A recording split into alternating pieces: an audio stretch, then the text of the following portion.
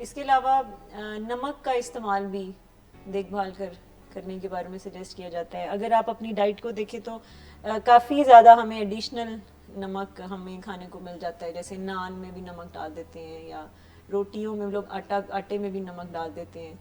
کچھ لوگ تو چائے میں بھی تھوڑا کچھ چٹکی ذائقے کے لیے ڈال دیتے ہیں. پھر انڈے وغیرہ یا کچھ بھی ذائقہ تو پھر بنتا ہے نا ذائقے کے لیے. کیونکہ وہ پچھلے دنوں میرے ایک دوست کہہ رہے تھے, وہ کشمیری چائے جی کا ذکر کر رہے تھے, اور جب میں نے انہیں کہا کہ اس میں چینی بھی ہوتی ہے تو انہوں نے کہا کہ نہیں, اس میں نمک ہوتا ہے, یہ بہت گناہ کی بات ہے جو آپ کر رہے ہیں, نمک ڈال کے تو کشمیری چائے بنتی ہے. تو میں ان کی باتیں سن کے حیران ہو رہا تھا کہ ہز لو فار سالٹ, اور یہ سالٹ اور شوگر چونکہ بہت ایڈکٹیو اور اثر انداز ہونے والے ہیں ہم پہ, اس لیے ان سے جان چھڑانا بھی اسی طرح مشکل ہے. اور جب ہمیں یہ کسی چیز میں ایڈ کر کے دیے جاتے ہیں تو بھلے ہم اسے کتنا ہی برا سمجھیں, ایک دفعہ کنزیوم کر لینے کے بعد ہم پہلے جیسے نہیں رہتے, اور مزید کا رجحان ہمارے اندر ڈیولپ ہوتا ہے. جی بالکل. اور اب تو بسکٹس بھی کچھ ایسے اور کچھ اسنیکس بھی ایسے آ گئے ہیں کہ کسی نے میٹھا اوائڈ کرنا ہو تو وہ نمک کی طرف چلے جاتے ہیں. سالٹڈ بسکٹس ہوتے ہیں, چپس ہوتے ہیں, ان کی طرف چلے جاتے ہیں. یہ بہت اچھا پوائنٹ ہے, میں سبزہ نے ریز کیا ہے کہ لوگ کہتے ہیں کہ چلو چینی نہیں تو ہم نمک, اور یہ بھی ایکچولی یہ one of the white poison ہے جس کی ہم بات کرتے ہیں, کہ جو کہ اس کو وائٹ پوائزن کہتے ہیں. جیسے میدا, چینی اور نمک, یہ اس کے بنے ہوئے جتنے بھی کھانے ہوتے ہیں بہت زیادہ جو ایڈیشنل یہ چیزیں بنائی جاتی ہیں ان چیزوں سے. ویسے ایک ضمنی سی بات میں آپ کو بتا دوں, آپ اپنی گفتگو کو پھر جاری رکھیے گا.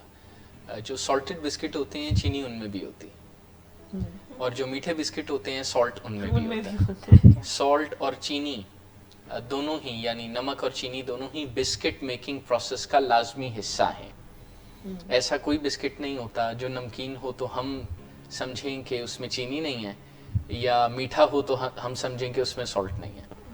سالٹ اور شوگر دونوں بسکٹ میکنگ اسینشیل انگریڈینٹس ہیں, اس کے بغیر کوئی بسکٹ نہیں بنتا.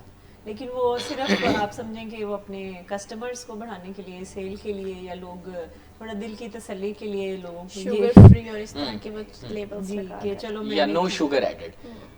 وہ یہ نہیں بتاتے کہ پہلے سے اس کے اندر اپنی انگریڈینٹس کے حوالے سے کتنی شوگر ہے, وہ یہ کہتے ہیں کہ ہم نے بس ایڈ نہیں کی.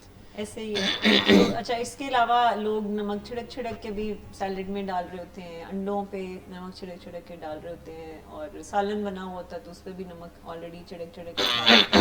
ویسے یہ سجیسٹ کیا جاتا ہے کہ پورے دن میں جو چھوٹا چائے کا چمچ ہوتا ہے, بہت ہی چھوٹا, سو پورے دن کا جو آپ کا سالٹ انٹیک ہے وہ اس سے زیادہ نہیں ہونا چاہیے پورے دن کا. اور سو کلین ایٹنگ میں ہمیں اس چیز کی بھی طرف دیکھنے کی ضرورت ہے.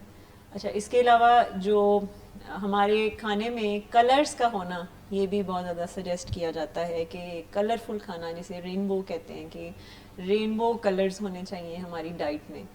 اور سبزیاں اور دالیں جیسے میں نے بات کی, اور فروٹس کی جو بات کی ہے, سو یہ کلین ایٹنگ میں سب سے پہلے پریفر کیا جاتا ہے. اور جتنے زیادہ ورائٹی آف کلرز ہماری ڈائٹ میں ہوں گے, اور یہ کلر سبزیوں سے اور فروٹ سے ہی ہمیں میکسیمم ملتے ہیں, سو یہ بھی سجیسٹ کیا جاتا ہے. اور بہت سے لوگوں کے لیے اگر مشکل ہوتا ہے کہ اب ایک دم سے کیسے شفٹ ہوں, ایک دم سے ویجیٹیبلس پہ کیسے شفٹ ہوں, تو ان کو سجیسٹ کیا جاتا ہے کہ کم از کم روز کے جو آپ کے 3 میلز ہیں, جن میں سے ایک میجر میل کو میں ضرور آپ سبزیوں کو شامل کریں. اگر ایک دم سے تینوں کی تینوں سبزیاں نہیں کر سکتے تو اسٹارٹ ہم لے سکتے ہیں کہ کوئی ایک میل دن کا, جس میں یہ ضرور ہمیں پریفر کرنا چاہیے کہ سبزیاں ہوں اس میں. اور جتنا زیادہ کہتے ہیں کہ گرین کلر ہوگا سبزیوں, یعنی گرین ویجیٹیبلس جتنے بھی ہیں, یہ صحت کے لیے بھی اچھے ہیں, یہ برین کے لیے بھی اچھے ہیں, اور یہ اگین آپ کے ویٹ لاس کے لیے بھی بیسٹ ہیں. سو اس کو بھی ہمیں کلین ایٹنگ میں شامل کرنے کی ضرورت ہے.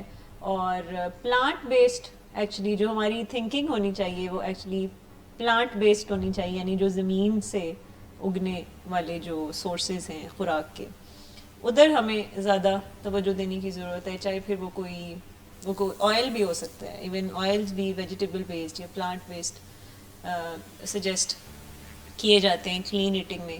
اور گوشت کا استعمال کافی کم کرنے کی ضرورت ہے, اور اس میں بھی اگین میں نے جیسے بات کی کہ گوشت بھی جو ہماری سورس ہے گوشت کی, تو اس کو بھی دیکھنے کی ضرورت ہے کہ وہ جو جانور ہیں ان کی فیڈ کیا تھی, اور کس طرح سے ان کو بڑا کیا گیا اور سارا اس پروسیس کو دیکھنے کی ضرورت ہے. اچھا پھر اس کے علاوہ لوگ